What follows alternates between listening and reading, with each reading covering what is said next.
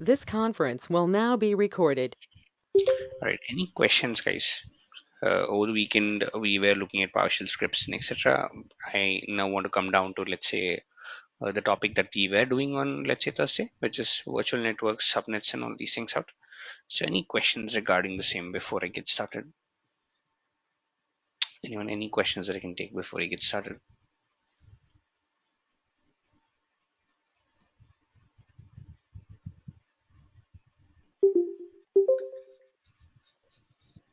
Anyone, any questions? Or are we good? Are we good to go ahead and get started with the session out here?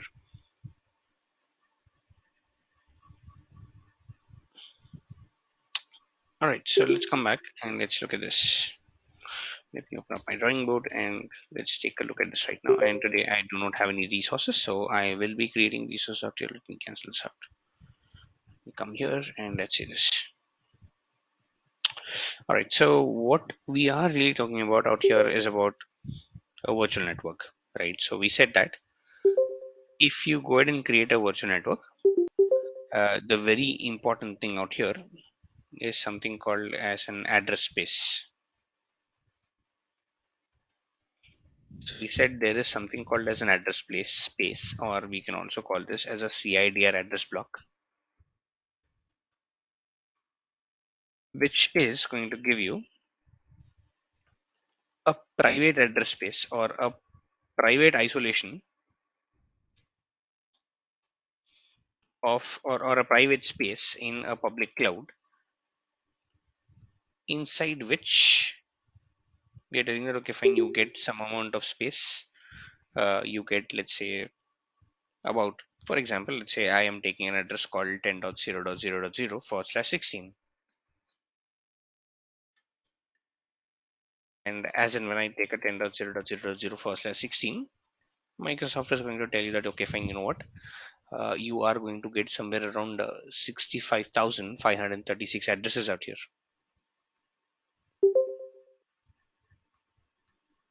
and these are the number of addresses that you are actually going to get. And if you want to use this particular, let's say, virtual network, Microsoft is now going to tell you that okay fine, you know what, go ahead and divide this network out, divide this network into smaller pieces, which we call it as subnets.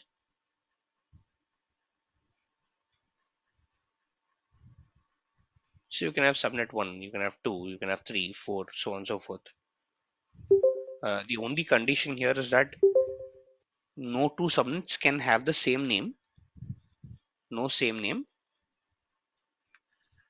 and they cannot have overlapping address spaces. They cannot have overlaps. Until you're following this particular condition, you can go ahead and create any number of subnets, and also that particular number also depends upon the number of addresses that you actually get within a virtual network address out here as such. And also, when we are talking about virtual networks, we are talking about something called as subnet masking. The forward slash number that you're talking about, that's a subnet masking. And if we go to something called as 10.0.0.0 address space, the largest address that you can get would be 10.0.0.0 forward slash 8 as per the RFC 1918 standards. As per the standards that is prescribed by RFC, the maximum addresses that you can get is something like forward slash 8 out here. This is the maximum thing that you can get out here. And once you start creating subnets, for each and every subnet that you create, Microsoft is going to occupy 5 addresses, or Microsoft is going to reserve 5 addresses out here. So for example, if you create a subnet of around 10.0.0.0 forward slash 24, the addresses that you are going to get are 256 minus 5, which is 251 addresses out here in that particular range, within that particular range out here as such. So we kind of go ahead, create the subnet, sorry, create the virtual network, and then create the subnet inside this particular virtual network out here. So let's do that one real quick, and let's see what can we learn today. So let's go ahead into the virtual networks. I don't have a virtual network today, so I'll just go ahead and say create a new virtual network right now. I will say this is a resource group called network RG.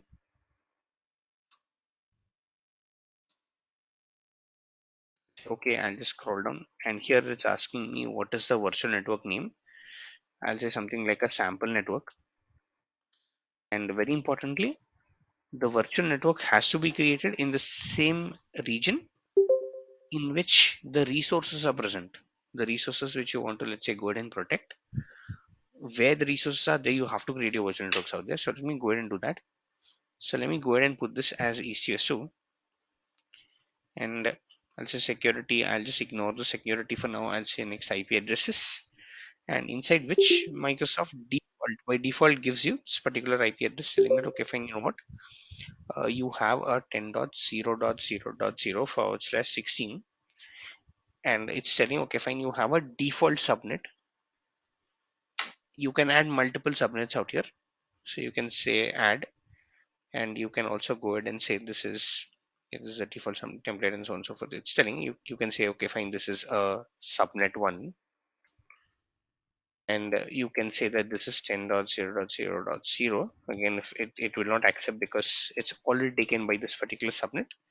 So I can say 10.0.1.0/24 is what I can take, which is going to give me another 256 addresses. And just scroll down, it's telling all the security and all these things out. I'll just say okay, I'll say add, and it's telling okay, fine, you have 256, but as and when you create this out, this number is going to change. So let me go ahead create this out. I'll say okay, fine, review and create.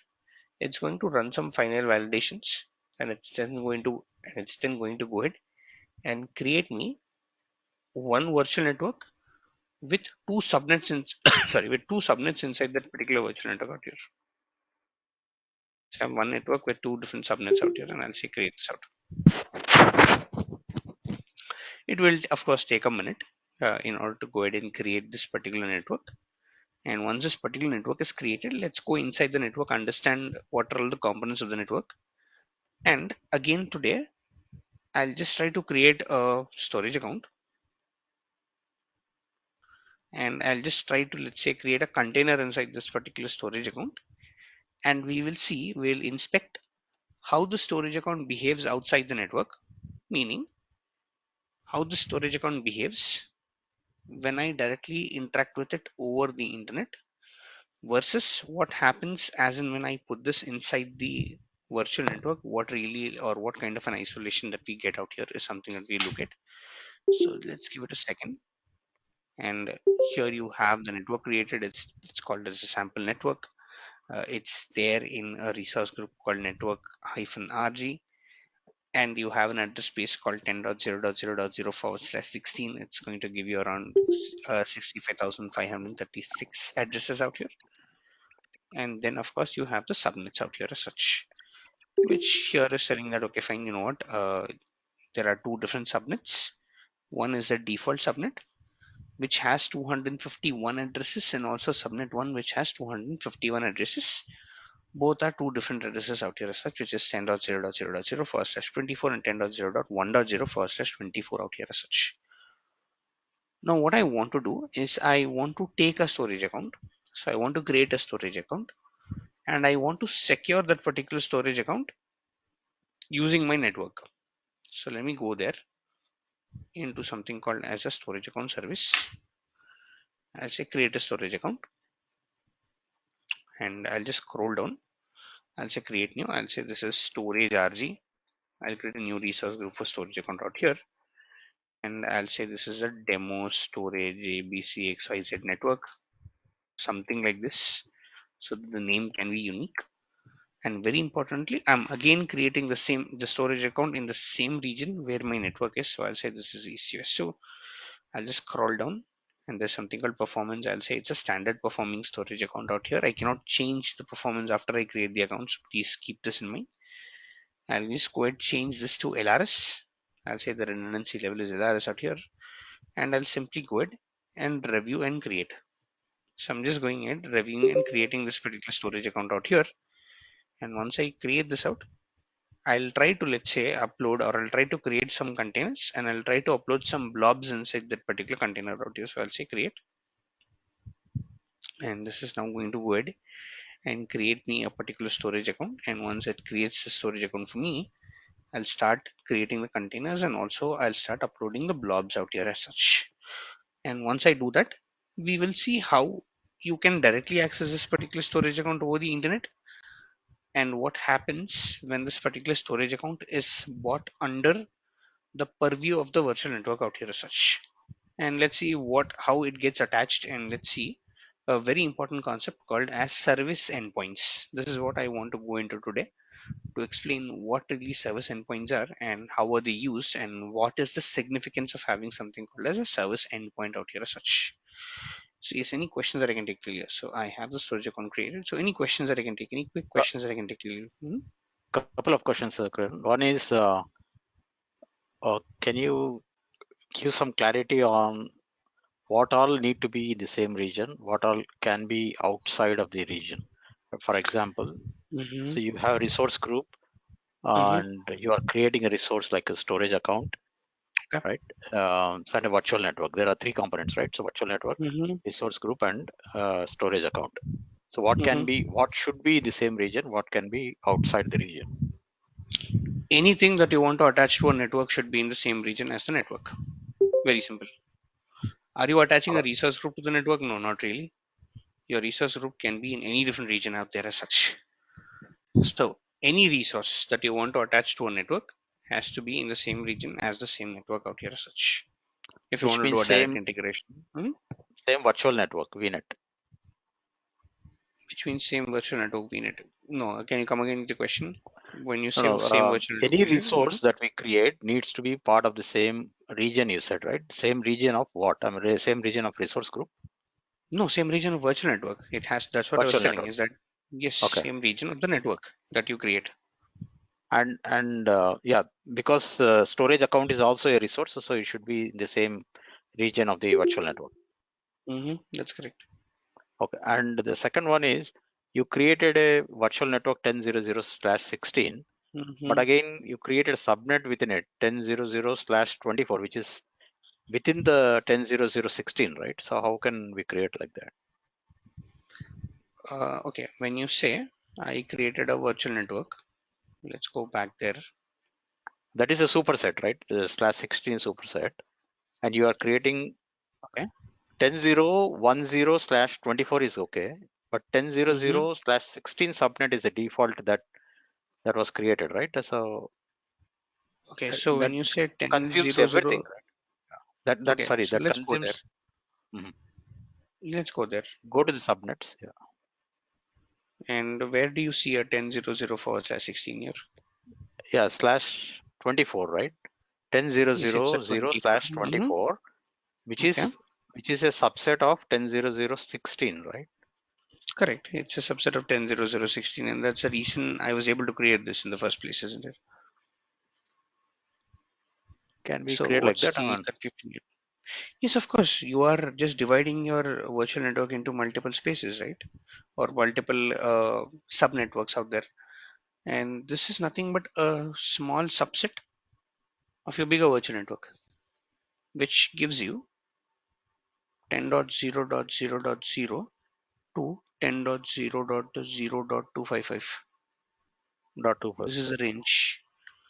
And if I look at Okay. this one, this will give me That 10.0.1.0 one I understood to, actually because it's a different subnet altogether. Okay. that's fine. Even this is a different subnet altogether within the same range. Because the address range of your virtual network is 10.0.0.0 to 10.0.0.255. Sorry, this is the range, and this is well within the range. This is well within the range. This default subnet also is well within the range out here. Getting my point?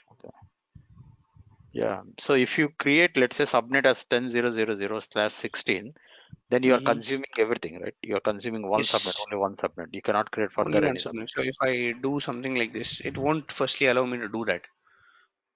because I've already done a lot of subnets right now. So if I say 0.0.0/16, saying this overlaps with the first subnet. This is called subnet 1, or Correct, correct. it really overlaps with this one out here as such. So it won't really allow me to go ahead and let's say create this out, because I'll just be consuming the entire virtual network within just one subnet out here as such, which is going to give me 65,536 minus 5 addresses out here as such. Okay. Yeah. Yes, any more questions, guys? Okay, so let me go back and let me see. So I have a storage account right now. So let me go inside the storage account, and I'm going to create a container of the storage account. So I'll just go here, say create a container. I'll say container one, create this out. And as soon as I create the container, I'll just go ahead and upload some blobs inside this particular container. Again, I'm just using today the PowerShell scripts that we have created over the weekend. I'll just say open all that particular scripts. I'll just upload this out. So I have all the scripts that are present right now inside the container, and all these are now being treated as blobs, unstructured data of this particular container with hot access tier with the block type called, or with the blob type called blob out here such, which means that all the data that you have within this particular container can be accessed, or blobs I'll say, can be accessed by anyone coming from the internet. In this model, I am a user, I have a laptop with me, and in this particular laptop I have something like, or something called as Microsoft Storage Explorer, let's say, downloaded. So if I have the key to your storage account,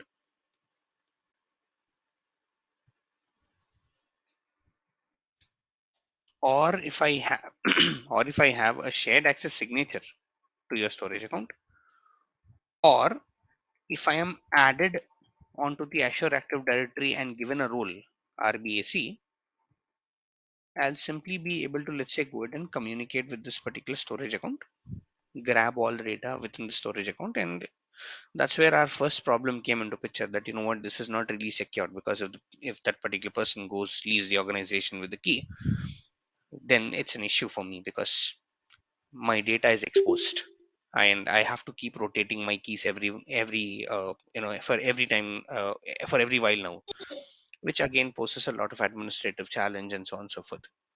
That's the reason why we said, okay, fine, you know what, let's not expose the storage account to the internet. Let's get the storage account within the network.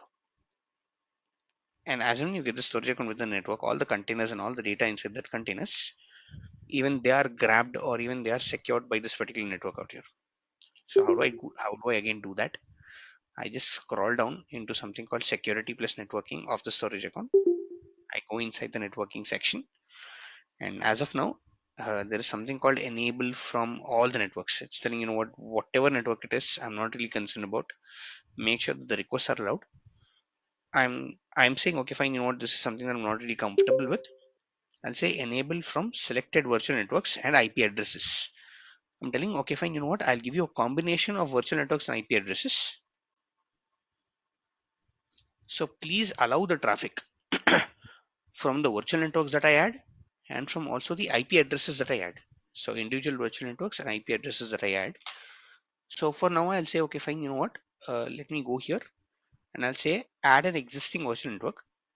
And it's saying, okay, fine, you know what, tell me which subscription your virtual network is a part of, is a part of out here. I'll say it is Visual Studio Enterprise subscription. This is the only one that I do have. After that, I'll select the virtual network. I'll say this is the sample network, and the reason I'm able to see this network is because the network and the storage account both are in the same region. If your network and the storage account service, if they are in two different regions out here, we wouldn't be able to see this, or we wouldn't be even able to, let's say, list that particular virtual network running as a part of the subscription. Forget about even adding it out. You won't even be able to see it under this particular tab. So I'll say, okay, fine, you know what, this is the sample network. I'll add this, and as and when I do that, it's also telling me that, you know what is the subnet that you want to, let's say, put your storage account as a part of. Meaning, I am not attaching the resource directly to the network. I cannot take this resource and directly attach it to the network out here. Rather, what I'm doing is I'm taking this resource and I'm attaching this resource either to one of the subnets or both the subnets that are present here. I can do that. I can either attach it to one subnet or both the subnets within the network, and the subnets are attached to the virtual network internally. Subnets are attached to the virtual network internally, and that's how the entire communication is actually taking place between the network and your storage accounts and so on and so forth. So I'll come here, click on the subnets, and as soon as I click on the subnet, it's saying, okay, fine, you have two different subnets. Do you want to add both of them, or do you want to add one of them? And as soon as I do that, right, it's going to ask me that, you know what, okay, fine, no matter what you attach, you would need something called as a service endpoint enabled. You will need something known as a service endpoint enabled out here, and this is a crucial component. We'll talk about that on what really service endpoint is in a minute. So I'll say, you know what, okay, fine, great, no problem. I'll take this particular default network, and it's telling, okay, fine, for this network, service endpoint status is not enabled. So firstly, please enable it. So I'll say enable. Instead of, okay, fine, enabling something called as a service endpoint. This is one of the most important things that we need to do in order to attach any resource to your network. It's telling enable, and I'll say add. And as and when I add, it's telling, okay, fine, this is the virtual network called sample network. And one subnet inside this particular virtual network is allowed to communicate with your, let's say, storage account service out here as such. I'll say, okay, great, no problem. I'll just save this out. So I'm now saving the settings, and I'm now going ahead and saving this out. And it's telling this the firewall is successfully enabled. Now, if I go here into the container and try to, let's say, go ahead and look at my data, this is the error that I get. The reason being, now okay, I'll take this out. Now your storage account service is protected by a network, and all the requests that you're making from the laptop, all the requests that you are going ahead and, let's say, making from your machine are hitting this particular wall that it's telling, okay, fine, you know what, it's hitting this out, and the request is coming and the request is bouncing back out here for me. It's not able to talk to that particular storage service at all. It is able to, let's say, go till the network, and the network is understanding that, okay, fine, you know what, you're not really allowed out here, and it's throwing all the requests back. So it's saying, okay, fine, I'll throw everything back. I won't really allow you to, let's say, talk to that particular storage account service at all, because you are a user who's coming from the internet.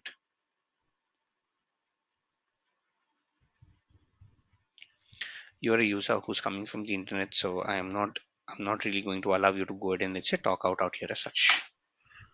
Now, one way to help me communicate with the storage account bypassing the network is that I can just simply go into the storage account again, and I can say that, okay, fine, into networking, and I'll just go ahead and allow myself or allow my public IP. This is something that we do not usually do, but if in some scenarios where the data is not that critical, the data is not that sensitive, I'll just say, okay, fine, allow this out. One of the most easiest way in order to, let's say, get the access, I'll say allow my IP. So what it's doing is that, okay, fine, though you have a virtual network in place, it's also telling that, okay, fine, your IP address that you have, which is 49 something, this IP address is allowed to be, or this IP address is allowed to bypass the network.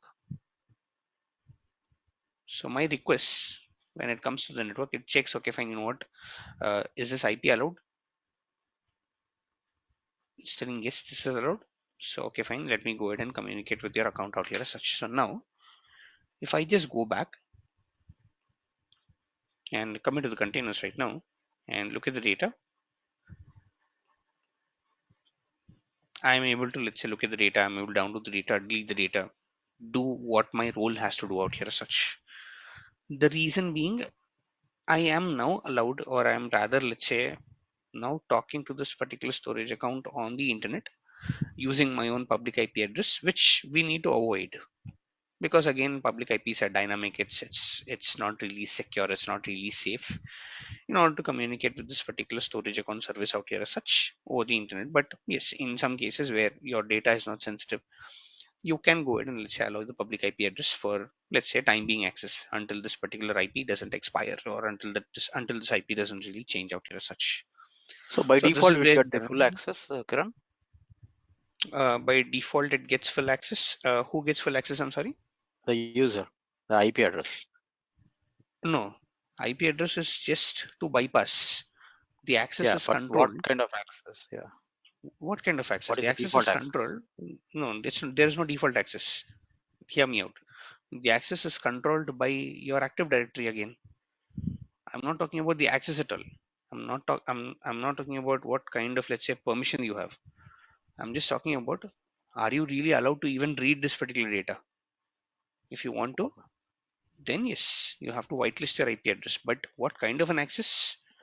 It's controlled by the role assignment that your ID So, has. so right now it doesn't have any access, only list or view. Why do you think so? What kind? I mean, see, can you go to container once again? Okay. As this IP is allowed, whitelisted. My IP is allowed. I'm So I whitelisted, can so I'll go list, into the I can container. list all the containers, and within that all the blobs, I can right? delete this too. So, so which means I have full access, right? I mean, delete access Full I have. access. Why do I have? That's what I meant. Is Yeah. because yes. Why do I have? Is because I am an owner at the subscription level, and that same owner permissions is being inherited. Okay. Grant full access to all managed. Okay. As a owner. Okay. Yes. As an owner, that's what I was showing you. Is that even at the storage account level, I was showing the same thing. Is that I have an owner permission. The networking doesn't control the level of access that you have. The networking just tells, Right. can you I got it. even Yeah. go ahead and actually read that particular container? If this is not there, if I remove my IP address out here, even though I have the owner, same account, I have the owner right now, I'm still the owner, but I cannot talk to this particular container at all. Right. It's It's allowed or like a denied. I lock. mean, that's what it does. That's it. Okay. Yes, it's either allow or deny. Allow true or deny No, true. I didn't realize Boolean. it is the owner of the Mhm. subscription. Okay. Fine. I got Yes, it. this is the owner of the subscription out here. So yes. So again, yeah, I mean, if you're going via the RBAC route, then yes, you have to let's say go ahead and give the owner out here as such. I mean, you have to give the required permissions out here as such. And again, that's an additional let's say work. And if you are let's say directly using the Storage Explorer, you can give the access keys, or you can give the shared access signature, and depending upon the access someone has, it will go ahead and let's say give them that kind of an access, either read, either write, or let's say delete, or whatever it is. Okay, what when you say subnets occupies the space from virtual network address 65,000 something minus 255? No, it's not minus 255 plus 255. No, not really. When you create, yes, it does occupy a space. In my case, it is 65,536 minus 256, not 255, because it is 0 to 255 in the first subnet case. So that's the reason I'm getting somewhere around 256 addresses minus 5 addresses out here. Yes, any more questions, guys? So So now I removed. the blob is the heart. I mean, because we stored the blob as the SKU as so what is the Mhm. SKU name for this one? The SKU name, For if the you're looking container? at it, is standard underscore LRS. LRS. That's the SKU name. Yes, it's an LRS. So SKU name out Ideally, here is an LRS. Hmm? okay. Ideally, it is a cold storage, right, or a hot? That What depends type upon of what your access tier is, not your SKU. That depends upon Oh, what okay. your access tier really is, and my access tier Default is is hot. hot. Okay. Mhm. Because when I created a storage account, I did not really bother to change this from hot to cool. So Okay. that's the reason it by default went dead and sat inside something called as hot out here as such. Okay. All right, so let's look at this particular concept right now. This is super important, and let's see this. See, when I protect, or when I throw my storage account service or any kind of a service out here, into my network, Microsoft says that there is something called as service endpoint which needs to be enabled. Service endpoints, super important. Let's see where this concept actually comes into picture. How do you toggle that particular service endpoint? Let's look at that. So if I go into my virtual network, and if I go into my subnets, now I have attached this particular default subnet to my storage account. There's only one subnet that I attached to my storage account. So if I click here into the subnet, and if I just scroll down, there is something called service endpoints, and it's telling the services that are allowed is called Microsoft.storage. This got allowed because I clicked on enable button while I was, let's say, attaching my virtual network to that particular storage account out here. Now if I go into subnet 1, this is not attached to that any service out here. It's just an ideal subnet. It's just a simple subnet out here. I don't have something called as service endpoints. There are 0 services that are selected. There is no service endpoint that is enabled. But what exactly this service endpoint really is? So let me click that. Let me go here and let me say, so let's say what are, or let me say what is really service endpoints out here. And I have something called as learn more. So I'll click here out. I'll click here out here, and this is what it tells you is that virtual network service endpoints, and here it tells you that virtual network service endpoints provides a secure and a direct connectivity to Azure services. So it's telling I will give you a direct connectivity to the Azure services over an optimized route over the Azure backbone network. It's telling this is what it is. Let's understand. Let's try to, let's say, debug this particular jargon on what do you mean really by Azure, let's say, backbone network. And once that's done, I will take more questions on this. So let's see. Hello, See, when your storage account, hello. not now, Trinath, please hold on with your questions. I'll complete the concept. I'll come back to you. So let's see. You have a storage account, and let's say that this particular storage account is exposed to the internet, which means what happens is that I, as a user, I will use the internet service that is provided. I have an internet, so I'm connected to the internet. I have to be connected to the internet in order to even, let's say, go to google.com and type in google.com out here, and or go to portal.azure.com. I need an internet service, which means my laptop is connected to the internet or some kind of a device like a router. So I have a router in my place which helps me connect to the internet. So I put a router here, and this is a simple device which helps convert all my, let's say, digital signals into analog signals, and the other way around as well out here. And using this, I'm able to, let's say, connect to this particular storage account. When I say connect to the storage account, this is what I'm doing. See, I am sending from my laptop, which is sitting at an address called 49 dot something. I am sending a get request. I want to get all the blobs, so I'm sending a get slash list request over the internet to this particular storage service. And all the requests that you send, right, they go in the form of something called as data packets. We call them as packets of information.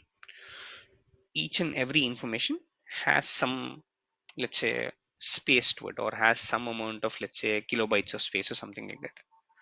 So using my laptop, I'm going ahead, talking to the router, and from the router, I'm communicating to the internet, and from the internet, I'm going ahead and talking to this particular, let's say, cloud service out here as such, which is sitting in a region called EastUS2. What really happens when I say this is very simple. Just go to your home, see your routers, okay? There'll be cables, there'll be internet cables that are, let's say, connected to your router, and that's how you are actually able to talk to the entire world. That's how I'm actually able to talk to you all over, let's say, this particular meeting link. Meaning, meaning if I were to, let's say, uh, drill down, this is what is happening. I am sending a request to my router. I'm saying, okay, fine, you know what, router, this is the request that I do have, and my router is accepting this particular request. And with the cables that are connected to this router in the back, it's taking this particular request. So these are all fiber cables out here.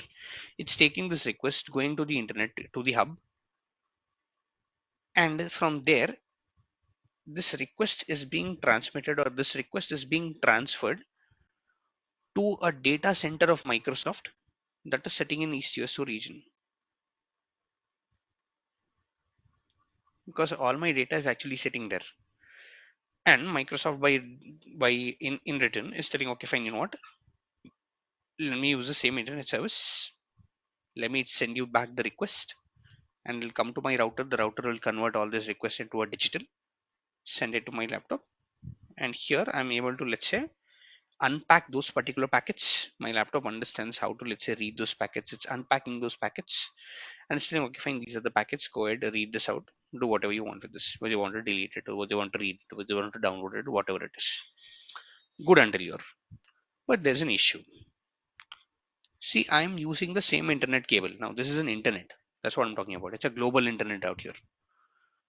This is common for all the people who are using the internet out here. These set of cables are common for all the people, which means that using this particular cable or using this particular internet cable, I'm talking to a service called Azure.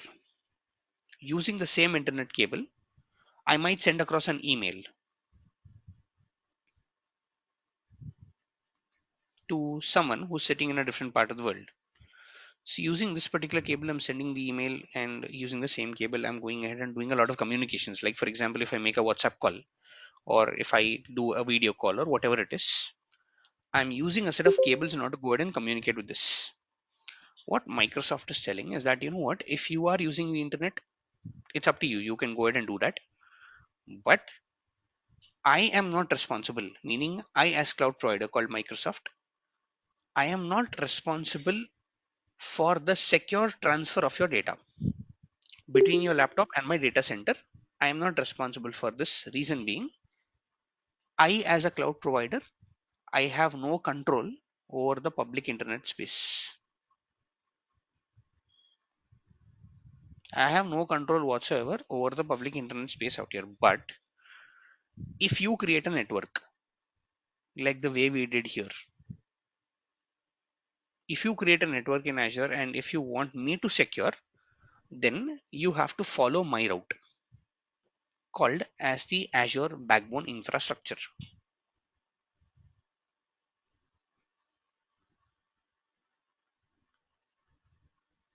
Microsoft is telling, you know what, when I created data centers, there are about 64, 65 data centers that we're talking about today. All the data centers that are laid down by Microsoft across the world. Microsoft is telling, when we are really talking about data centers across the world, I have made sure to establish my own cables between them. And there is a very interactive website called Azure Global Infrastructure, called infrastructuremap.microsoft.com, where Microsoft is telling that, you know what, across the globe, right? I have so many data centers that I've established. I'll say explore the Google, explore the globe, and these all dots that you see are nothing but Azure data centers. So if I just scroll to the right, I have, let's say, in India, I have multiple data centers. So if I click on something, say South India, it says this is the data center. It's located in Chennai, year of openness, let's say 2015, and so on and so forth. It's telling, okay, fine, these are all the features of it. But if you observe, each and every data center of Azure, right, it's connected over a list of cables. If you see all these things, it's connected over a list of cables to the other data centers. For example, in my case, I have a data center that is sitting in East US. This is where my data is actually hosted. And this data center has its own set of cables. Microsoft is now telling that, you know what, if you go ahead and want me to protect your services, all your requests that are coming to that particular service will not anymore flow over the internet. That's the reason this connection between your laptop and this particular storage account is actually broken, because I'm, let's say, trying to communicate over the internet. No, you're no longer allowed to communicate over the internet. Rather, now all the requests that are going to this particular, let's say, storage account service they go over this particular set of cables. This is an intranet establishment. It's intranet. It's telling this is my own cables. These are my own cables that I have established, meaning Microsoft has established for my customers and my data centers. And now all the requests that come to your storage service have to come through these particular cables. I mean, which cable it takes, which route it takes, you don't have to worry about it. I, as a cloud provider, I'll take care of it. I'll see what is the available route. I'll see what is the bandwidth on that particular route. I'll send that request across that particular route. Now, the security of your service is my responsibility. Meaning, the security of your data is my responsibility because they are now flowing over this particular Azure backbone network. They are not really flowing over the public internet freely. Rather, there is now a restriction telling that whatever request that you have to make within this particular network, within the bound of this particular network. That's the reason your data, whatever your blob is, whatever the data out here is it is contained securely within this network only. That's the rule right now, is that the data cannot leave this particular network. And if you have to, let's say, grab the data, either I cannot really allow you over the public internet. This is something that is blocked. I cannot really let you go ahead and, let's say, talk to this particular service over the public internet out here. That's an option which is blocked. So either you have to be in the office. I'm talking about the physical presence of, I'm talking about an employee physically being present at the office so that you are in the network and all that stuff. Or there is something called VPNs that we will leverage at a later point in time, called virtual private networks. This is something that which will allow me to just extend my network to a laptop or to a device or something like that, through which I can now securely communicate with my resources out here as such. And any resource that you want to secure inside Azure using a network, you have to enable the service endpoint for that particular resource. For example, if I click on this, here I have a service endpoint for something called Active Directory, Cosmos database, key vaults, event hubs, SQLs, webs, and all these stuffs up here as such. So all these services currently, there are around, I think, 11 or 10 endpoints, yes, 11 services out here that you can use along with a combination of service endpoints. And all these resources, once they are inside your network, they have to be going over, or the request for these particular resources has to be going over this particular service endpoint out here as such. And that is what service endpoint really gets us to the table. Of course, there are limitations of service endpoints, and that's the reason we have something called private endpoints and so on and so forth. We'll talk about those, but this is what service endpoint really is, and this is what it gives you a capability for. Yes, any questions here? Anyone? Any questions that you can take till you? Go Hello. ahead, please. Go ahead, please. Sir, in the what is used for subnets, sir? Very simple.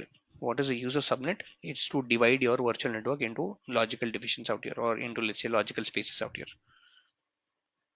That's the use of a subnet. You cannot consume the virtual network the way it is. You have to divide it into smaller pieces called as virtual network. Sorry, subnets out here as such. Okay, sir. In the subnets, store the data. In the subnets, you don't store the data. Using the subnets, you secure your resources. Storage of the data is still inside your storage account. You are just using it as a firewall for your storage account out here. Okay. We are storing data. Secure subnets. Networking. Networking, sir. VNets. Now, what is a VNet used for? It is to secure your data. It is not to store your data. You're storing your Okay, data sir. still inside the storage account. Okay, sir. I'm also understand. I am asking question. Secure secure data. We are using VNet also. What is you used to subnets? No, sir, you're not using VNet to secure your data. You're using subnet to secure your data. VNets are nothing but spaces. Subnets are the actual resources which goes ahead and secure your resources or secure your data out here as such. So in Okay, order to sir. create, Go ahead, please. Sir, in this scenario, you are talking about that subnets 10.0.0.1, Mhm. 10.0.0.0. What is difference between uh, these subnets? అంటే one subnet have 256 IP addresses. Another network is 256 IP addresses. I Yes. asking this in this scenario, Mm-hmm. uh, 10.0.0/16 means 16 is a constant కదా sir. 16 IP address, 16 bits is constants. 16 bits is yes. Yes, correct. 16 bits meaning which means that 10.0 is constant. The remaining O- two, which is 0.0, that is a variable. Can go from 255 to 255. So 0 to Okay, 255, sir. sorry. Mhm. Okay, sir. 10.0 means 8 byte 8 byte equal to 16 bytes, hai ka, sir. Yes, sir, that's what I'm telling you. 10.0 is constant, right? So when you say 10.0, 8 byte, 8 byte, 16 bytes, yes, that's the reason it's constant. So that's the reason you cannot create a subnet which is called 10.1.2. You cannot do this. You Okay, cannot say sir. 10.1.0.0. Sir, slash 24 means 24 digits are constant, ka, sir. 24 Bytes are digits are constant. constant. So which means what are all the constant here? 10.0.0. 10.0. This is Yes. 16 bits. This is 20. No, this is 24 bits. I'm taking 3, right? Just Can 10.0.0. down subnet, sir. Okay, down subnet. Okay, fine. Below If subnet. this these three are Yes, sir. constant, One. 10.0.1 are constant, which means what are the addresses that you can get here? If you click here, this is what it's telling you. See, 10.0.1.0 to what? 10.0.1.255. Is the one changing? No. What is changing here? Only the last bit or only the last piece of information is changing. Okay, sir. Yes. Okay, sir. What's your question here? And Okay. sir. Ade. So if you create it, right, this will tell you what is the range. So what I want you to see is just observe the range here on what really is the range and what are the number of IP addresses that you get inside this particular range out here. This is what I want us to observe. Yes. Any more questions, guys? Anyone? Any more questions here?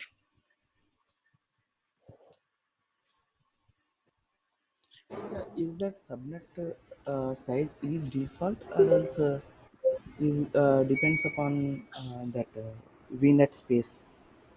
No, subnet size always depends upon the VNet space. So the VNet subnet should space. Then always and always, yes, the subnet should always and always be within the virtual network space out here as such.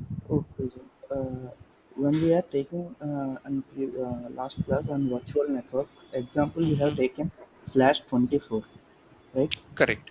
Net Correct. space, and but Hmm. default subnet space is also slash 24 at the Yes. time. But Yes. here we have taken that VNet space slash 16. Hmm. But the default of subnet space is slash 24, right?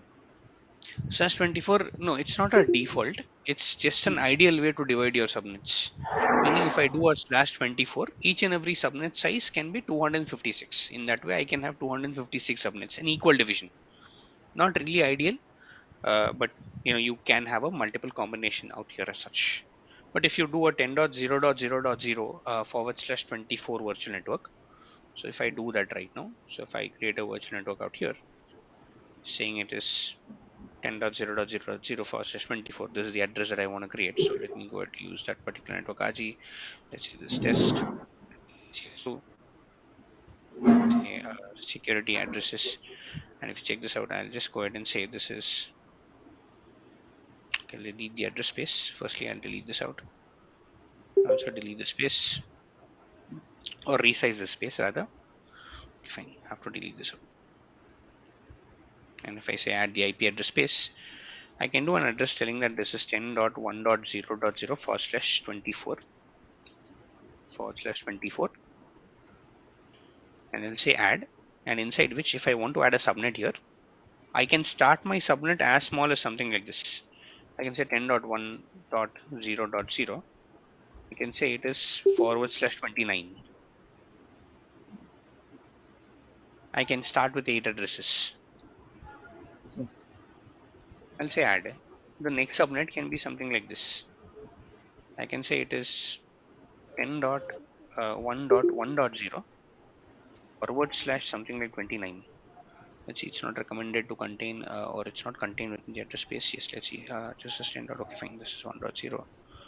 Let's see. This is 10.1.0.0 /8. So it's going to be until let's say something like this. So it is 0 0 something like this. So let's see. Let's see 10.1, which is the address space that is starting here. Dot let's see 0. And I will have to go for another smaller space out here, like /30 and so on and so forth. I mean, the division has to be a little. I mean, I'll have to, let's say, look at the division out here, which is 10.1 dot something to 10.1.0.7. So I'll have to, let's say, use another space out here to, let's say, divide this out. But yes, we can divide it into a smaller number. You can have a smaller number of addresses. You can add multiple subnets out here on a smaller number of addresses out here as such. But I just have to find the logical division for it, and I can, pretty much add it into, let's say, the address space out here. So it's not a default space. It's just the space that you get out here, and you can, further divide these spaces into, let's say, multiple smaller portions out here as such.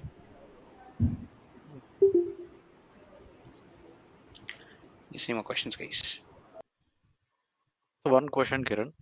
So these Go ahead. subnets can be resizable. I mean, let's say so we have installed any resources within the subnet, Mhm, mhm, and we want to increase or decrease the subnet mhm, range, mhm, for example, mhm. right? Okay. So can we do that? No, Resizable.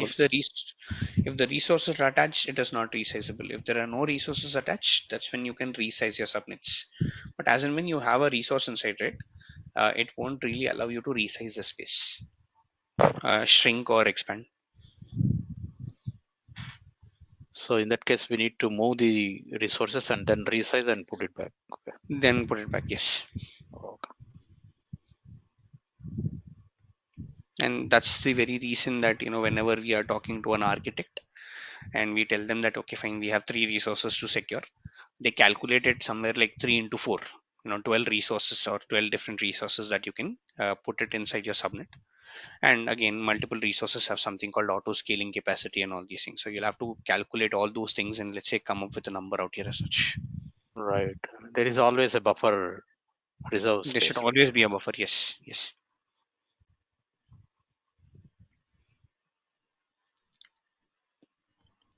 Yes. Any more questions, guys?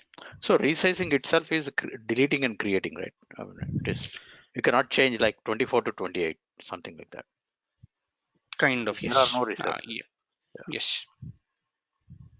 Okay. Okay, so what I want y'all to do is just go through this documentation for what is virtual network service endpoints. This is like one of the most important concepts that you come across with, and it's, let's say, one of the most favorite asked interview questions. And what do you mean by a service endpoint, and what is the difference between a service endpoint and a private endpoint? We'll talk about private endpoint in the coming classes, but just look at this particular service and let me know if there are any questions here. Is any final questions that I can take before I close the session?